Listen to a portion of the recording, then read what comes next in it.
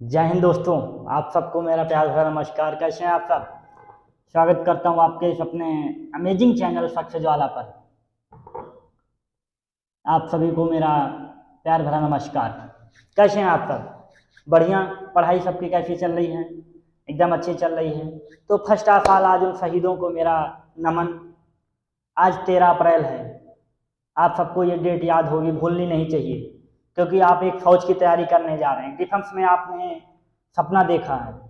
13 अप्रैल general Sanders के कहने से तमाम मेरे फौजी साथियों को शहीद कर दिया गया, गोलियों की वर्षा कर दी गई।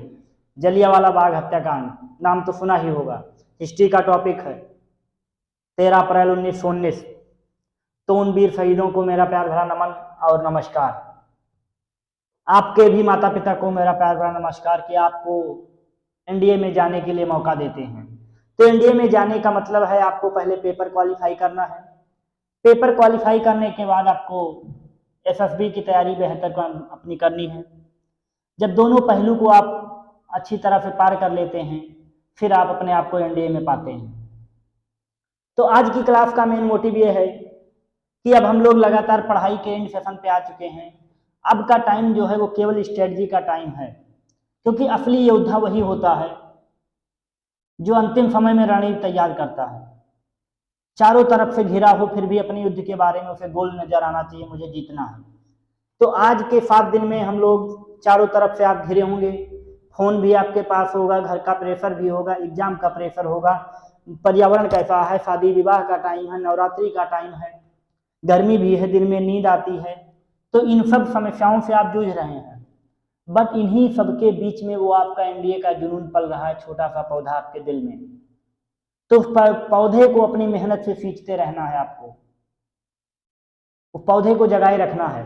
तो आज की क्लास का मेन मोटिव यही है कि आज हम लोग मेन टॉपिक भी यही है और आपका थंबनेल भी यही नजर आएगा कि एनडीए के एग्जाम का डर कैसे दूर करें। एनडीए एग्जाम का डर, तो डर लगने के लिए आज मैं आपको 7-8 पॉइंट रख के लाया हूँ कि एनडीए के एग्जाम को लेके आप क्या क्या स्ट्रेटजी रखें, कैसे सेंटर पे क्या कैसे बिहेवियर रखें, एग्जाम हॉल में कैसे अपने आप को मैनेज करें, एग्जाम हॉल में जाने से पहले 7 दिन अपने आप को अपने घर में कैसे मैनेज करें। इन सब सारी बातों को आज हम करेंगे। तो पहले तो डर लगना एक अच्छी बात है। अगर किसी को भी डर लग रहा है, डर, तो डर लगना स्वाभाविक है। क्या है? आज ज्यादा मार्कर नहीं चलेगा, आज ज्यादा बातें होंगी, लेकिन आज की अगर आप बातों को मार्कर से ज्यादा सुनते हैं तो आपके लिए कुछ अलग करके दिखाएगी, मील का पत्थर साबित होगी। तो हाउ इज द जोश, हाउ इज द जोश,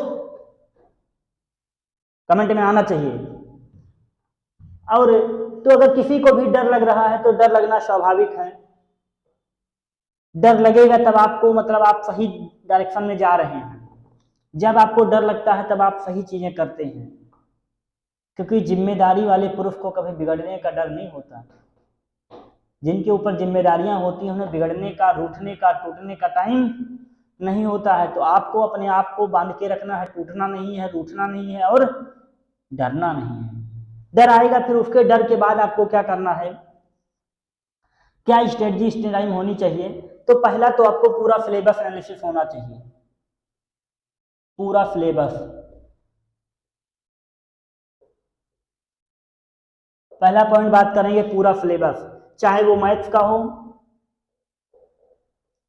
क्या दिख रहा है, चाहे आपको जीएटी का हो, दोनों के दोनों सिलेबस को आपको बाकायदा आपके माइंड में आना चाहिए कि हाँ मैथ्स में सर इतने टॉपिक मेन हैं, सर जीएटी में यहाँ यहाँ से हमें आना चाहिए, ये आपके मन में होना चाहिए। तीसरा टॉपिक क्या होना चाहिए, जब आप सिलेबस को गौर कर लें तो तीसरे पॉइंट पे आपके जो की पॉइंट्स हो मैथ्स के लिए, तो मैथ्स का की पॉइंट क्या क्या होता है। एक तो आपका फार्मूला होता है,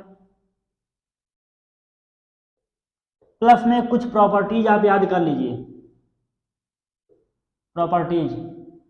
जब आपसे ये हो जाए तब बात आज के मन में जो सबसे ज्यादा आ रही है, सर मॉक टेस्ट से रिलेटेड, मॉक टेस्ट कैसे लगाएं। बहुत बड़ा टॉपिक है मॉक टेस्ट।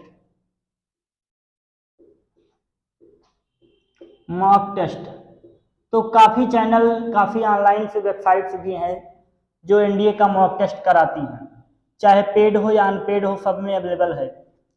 तो सबसे आसान तरीका, आपको दो चीज मॉक टेस्ट लगाने का मतलब होता है पहले ही एग्जाम हॉल की तैयारी अपने घर में करना।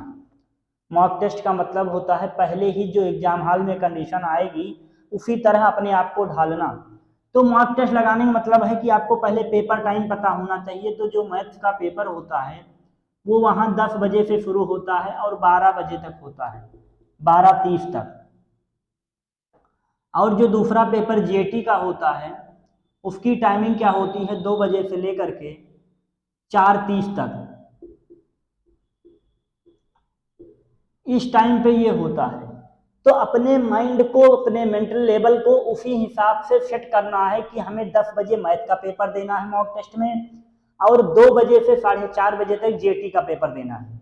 बात हमारी समझिएगा, आज हम बहुत एकदम एथेंटिक और बायोलॉजिकल बातें करेंगे जो आपके काम की होंगी। तो जब आप 10 से 12 आप लगातार, अभी आपके 7 दिन हैं, लगातार केवल 3 टेस्ट दीजिए अल्टरनेट डे पे। अल्टरनेट डे पे आप, आज 13 तारीख है तो एक 14 को दीजिए, एक 16 को दीजिए, एक 18 को दीजिए। एक आप 20 को भी मत दीजिएगा, 18 दे के आप छुट्टी लीजिएगा। क्या क्या डेट को दीजिए, 14 दीजिए, 16 दीजिए, 18 को। मतलब 3 मॉक टेस्ट मैथ का, 3 मॉक टेस्ट आपके जीएटी का। 10 बजे के मेन टाइम पे मैथ दीजिए, 2 बजे के टाइम पे जीएटी दीजिए। 150 क्वेश्चन पूरा पढ़ने की कोशिश करिए, देखिए कहाँ गलती आ रही है। तो एक दिन पेपर दीजिए, फिर एक अल्टरनेट क्यों लिखा है आपने? अल्टरनेट लिखने का मतलब हमारा ये है आज के लिए कि आप एनालिसिस करिए, एनालिसिस करिए कि जो आपने टेस्ट दिया है उस टेस्ट में क्या गलती रह गई, कौन सा टॉपिक आपका कमजोर रह गया, उसकी बात करनी है आपको। ये टाइम को विशेष ध्यान करके आपको पेपर देना है, ईमानदारी के साथ देना है। नहीं होता है कोई बात नहीं, उसको तैयार करना है। मॉक टेस्ट कैसे दें समझ में आ गया? टाइम पे ही देना है, स्टॉप वॉच लगा के बैठना है, OMR शीट एक खरीद लेनी है आपको। ठीक है, ये हो गया। अब आता है, ये दोनों क्वेश्चन क्लियर होगा, कितने मॉक टेस्ट लगाएं? 3। अब आता है आपका हेल्थ, यहां दिख रहा है। अगर चौथे पॉइंट पे आए तो आता है हेल्थ। ये किसी का देखा और सुना हुआ टॉपिक नहीं है, ये मेरा खुद का एक्सपीरियंस है, आपके सामने बता रहे हैं। ये कहीं आपको मिलेगा नहीं ढूंढने पे कि ये जो सीक्वेंस सर लिख रहे हैं क्या कहीं मिल जाएगा? बिल्कुल नहीं मिलेगा। आप इस बात को ध्यान में रखिएगा अपने आप। जो भी है ये खुद का एक्सपीरियंस है कि ऐसी परेशानी आपको झेलनी पड़ती है। मॉक टेस्ट नहीं लगाएंगे आपको कॉन्फिडेंस नहीं आएगा। कॉन्फिडेंस क्या होता है? जिस प्रकार छाता आपको भीगने से बचा लेता है, जिस प्रकार बारिश होने पे छाता जो है आपको भीगने से बचा लेता है, उसी प्रकार कॉन्फिडेंस आपको सफलता तो नहीं दिला सकता बट आपको उस रास्ते पे खड़ा रख सकता है। आज एक डिबेट देख रहे थे जिसमें नरेंद्र मोदी जी गेमिंग इंडिया के बारे में बात कर रहे थे, जो इतने अच्छे अच्छे गेमर्स हैं हमारे, उनके लेके बात हो रही थी, डिबेट चल रहा था। तो बड़ा अच्छा सवाल वहाँ था कि आज के सारे युवा बच्चे जो है गेम में फंसे हुए हैं, पबजी खेल रहे हैं, कुछ ना कुछ नया गेम खेल रहे हैं। तो आप भी इस बात को नोट कर लीजिएगा कि जिस क्षेत्र में आपका मन लगे उसमें अपनी जान लगा दो। जिस भी क्षेत्र में आपको अपना मन लगे उसमें पूरी जान लगा दो। चाहे गेम खेलने में हो तो गेम खेलो नहीं, गेम फिर बनाओ आप, बिल्डअप है गेम, एक आप गेम बनाओ। एनडीए जाना है तो बाकायदा आप इस पर लग जाओ। तो हेल्थ इशू क्या होता है कि आपका इस 7 दिन में अगर तबीयत खराब हो गई, क्योंकि दूल्हे की तैयारी अगर आपकी 7 दिन से चल रही है और बीच मेन टाइम पे आपकी तबीयत खराब हो गई तो फोटो में थोड़ा तो पता चल जाएगा कि दूल्हा 2 दिन पहले बीमार था। तो ऐसे ही अगर आपका तबीयत खराब हो गया तो पेपर हॉल के टाइम पे आपको क्या होगा, कुछ पर प्रॉब्लम फेस करनी पड़ेगी। वो प्रॉब्लम्स क्या होंगी, आपके जो पीछे की चीजें हैं वो रिकॉल करने में दिक्कत आएगा, आपका रिवीजन टाइम नुकसान हो जाएगा। हेल्थ इशू खराब कैसे होगा, इस बात की हम आपको बात कर दें। गर्मी का सीजन है, बच्चा टिकिया चाउमीन फुल्की पिज्जा बर्गर खूब खाएगा तो इसको पसंद है। तो मेरा आपसे रिक्वेस्ट है, खासकर लड़कियों से ज़्यादा है, कि टिकिया, फुल्की, बर्गर, पिज्ज़ा ये सब आप थोड़ा एक हफ्ते रुक जाइए, फिर आप खाइएगा, क्योंकि इन सब तेल वाली चीज़ों को खाने से गर्मी में आपको दिक्कत होगा। आप खाएं क्या, इस बात का ध्यान रखें। आप वाटर वाली चीज़ें खाएं, जैसे खीरा खाएं, तरबूज खाएं, नींबू पानी पिएं, कोई जूस पिएं, लिक्विड वाला सामान पिएं, एनर्जेटिक रहें आप, ड्राई फ्रूट्स खाएं, तेल खाना 2 रोटी 3 रोटी हल्का भोजन करके बैठ जाएं, पढ़ाई करें। दिन में सोए ना, क्योंकि माइंड सेट हो जाएगा सोने का, तो पेपर टाइम पे आपको नींद आएगी। ठीक है, इसके बाद क्या आता है आपका इन्वायरमेंट, यहां दिख रहा है। 5वां टॉपिक है जो है इन्वायरमेंट। इन्वायरमेंट क्या है? क्या सर पर्यावरण पढ़ना है? इन्वायरमेंट दैट मीन्स अगर आप 5 घंटे पढ़ाई करते हैं और 5 घंटे के बाद पहुंच जाते हैं ऑर्केस्ट्रा जहां हो रहा है, जहाँ नाच गाना हो रहा है, 4-6 दोस्त बैठ के वो बेदर्दी वाले सॉन्ग अगर सुन रहे हैं, तो मामला आपका गड़बड़ है। फिर 5 घंटा पढ़ने के बाद फिर आप पढ़ाई वाले माहौल में चले जाइए, गाना वाले में नहीं, नाच गाना वाले में नहीं, फिर आपका माइंड सेट खत्म, तुरंत आपका डिस्टर्ब हो जाएगा मामला।